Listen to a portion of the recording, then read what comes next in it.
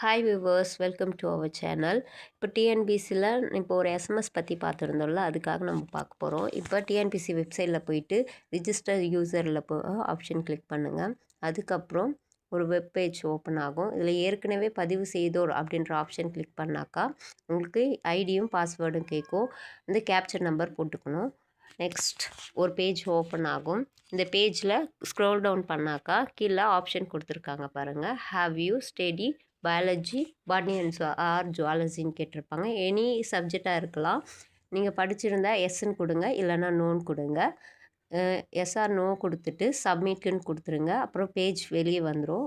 வெளியே வந்ததுக்கப்புறம் நம்ம எஸ் கொடுத்தோமோ நோ கொடுத்தோமோன்னு ஒரு டவுட் இருந்துச்சுனாக்கா திரும்ப ஒரு பேஜ் ஓப்பன் ஆகும். இந்த பேஜ் வரும். இந்த பேஜில் திரும்ப ஸ்க்ரோல் டவுன் பண்ணாக்கா இந்த ஆப்ஷன் இருக்கும். திரும்ப இதுக்குள்ளே போனீங்கன்னா இங்கே எஸ் நோ நம்ம என்ன கொடுத்துருக்கோன்றது அந்த ரெட் சிம்பிள் வச்சு கன்ஃபர்மேஷன் பண்ணிக்கலாம். தேங்க்யூ.